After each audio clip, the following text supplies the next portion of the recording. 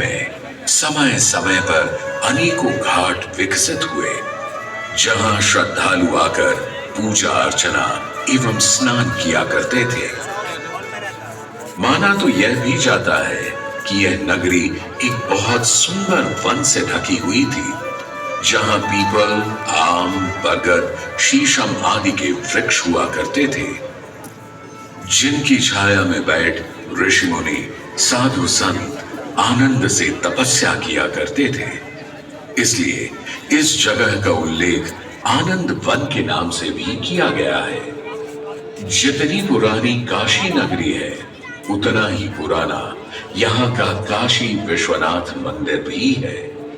भगवान शिव को विश्वेश्वर, विश्वनाथ आदि नामों से भी संबोधित किया जाता है, जिनका अर्थ है संपूर्ण विश्व के स्वामी। किंवदंतियों की माने तो सृष्टि के आदि में जब भगवान शिव एवं मां पार्वती पृथ्वी का भ्रमण कर रहे थे, उन्हें यह स्थान बहुत प्रिय लगा। तब मां पार्वती को यहाँ कुछ समय रुकने की इच्छा हुई, तो भगवान शिव अपने लिंग रूप में यहीं स्थापित हो गए। तभी से 12 ज्योतिर्लिंगों में इस मंदिर को विश्वेश्वर मंदिर के नाम से भी जाना जाने लगा, जहां भगवान शिव और माता पार्वती सदैव वास करते हैं। सदियों से इस पवित्र नगरी ने अनेक ऋषि मुनियों, तपस्वियों, धर्म गुरुओं आदि को अपनी ओर आकर्षित किया है। आदि शंकराचार्य एवं मंडन मिश्र ने इसी मंदिर के प्रांगण में बहुत समय व्यतीत किया। समय बदला, दौर बदला, भारत के स्वर्णिम काल पर विदेशी आक्रांताओं की नजर पड़ी, जिसे वे लूटने एवं सनातन संस्कृति को नष्ट करने के उद्देश्य से यहाँ आए। जब प्रथम बार गौरी ने आक्रमण किया, तब पृथ्वीराज चौहान ने उसे पूरी तरह पराजित किया था। अंत में उसने क्षमा मांगी और वचन दिया कि ऐसी गलती दोबारा कभी नहीं होगी। अतः पृथ्वीराज चौहान ने उसे छोड़ दिया। संभवतः यह एक दुर्भाग्यपूर्ण निर्णय था, क्योंकि अंततः गौरी ने पृथ्वीराज चौहान को धोखे से हराया। तत्पश्चात उनके साथ बहुत बुरा व्यवहार किया तथा उनकी दोनों आंखें भी निकाल दी। पृथ्वीराज की मृत्यु के उपरांत हिंदुओं का मनोबल कमजोर पड़ गया, जिसके परिणाम स्वरूप आतताइयों ने अन्य मंदिरों के साथ साथ विश्वनाथ मंदिर को भी क्षति पहुंचाई। यह ऐसा काला दौर था जिसके स्मरण करने मात्र से आंखें नम पड़ जाती हैं। परंतु समय सदा एक सा नहीं रहता और दुख के ये बादल भी सुख में बदलने वाले थे। एक धार्मिक सम्मेलन में राजा टोडरमल की भेंट नारायण भट्ट से हुई। नारायण भट्ट एक बहुत धनी व्यक्ति थे। दोनों ही धार्मिक इंसान थे और नित्य प्रति भगवान की पूजा अर्चना करना अपना परम कर्तव्य समझते थे। दोनों ने काशी विश्वनाथ के इस पावन मंदिर का जीर्णोद्धार करवाया और वीरान पड़े खंडहरों में एक नई जान डाल दी।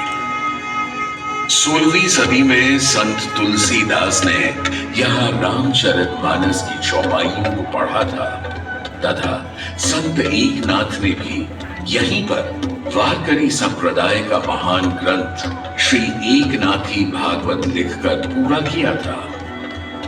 लगभग 17वीं शताब्दी के मध्य में मराठा शासक मल्हार राव होलकर ने काशी विश्वनाथ मंदिर के पुनर्निर्माण की योजना बनाई।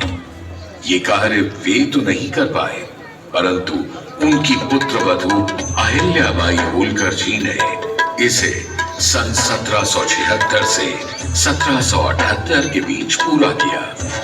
वर्तमान काशी विश्वनाथ मंदिर निर्माण का श्रेय अहिल्याबाई होलकर जी को ही जाता है। इनके अलावा महाराजा रणजीत सिंह ने 1000 किलो शुद्ध सोने से निर्मित छत्र को इस मंदिर पर लगवाया। जहां ग्वालियर की महारानी बैजाबाई ने ज्ञानवापी का मंडप बनवाया, तो वहीं नेपाल के महाराजा ने यहाँ नंदी की प्रतिमा स्थापित करवाई। सनातन संस्कृति को सुरक्षित रखने के लिए जिससे जो बन सका उसने वैसा किया, और वर्तमान में भी यह क्रम देखने को मिल रहा है। सन 2022 में भारत के प्रधानमंत्री नरेंद्र मोदी ने काशी जीर्णोद्धार एवं सौंदर्यीकरण करवा इसके स्वर्णिम काल को फिर से एक बार जीवंत करने का प्रयास किया। काशी विश्वनाथ का यह पावन मंदिर सदियों से करोड़ों श्रद्धालुओं का प्रेरणा स्रोत रहा है और सदैव के लिए रहेगा।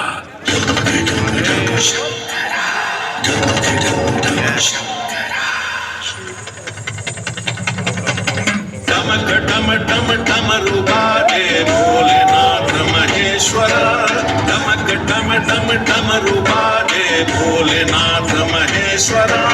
त्रिकुटी धनुष कमान साधे त्रिनेत्र बाण को शंकरा, त्रिकुटी धनुष कमान साधे त्रिनेत्र बाण को शंकरा। हे शंकरा, हे शंकरा, हे शंकरा।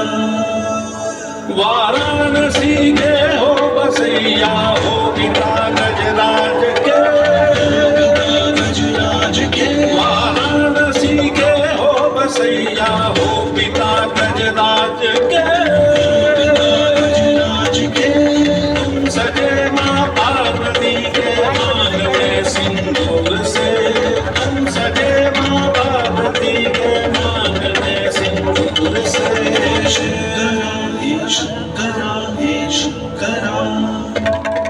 जटा की चुनरी लपेटे गंगा के समय वासते,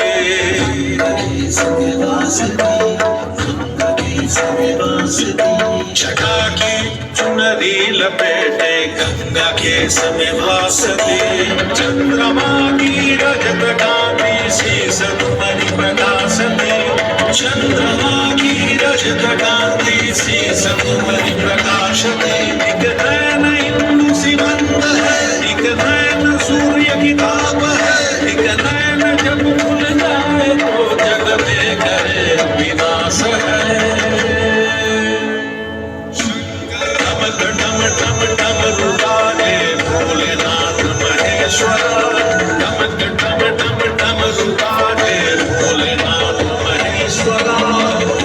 धनुष कमान साधे त्रिनेत्र बाण को शंकरा, धनुष कमान साधे त्रिनेत्र बाण को शंकरा।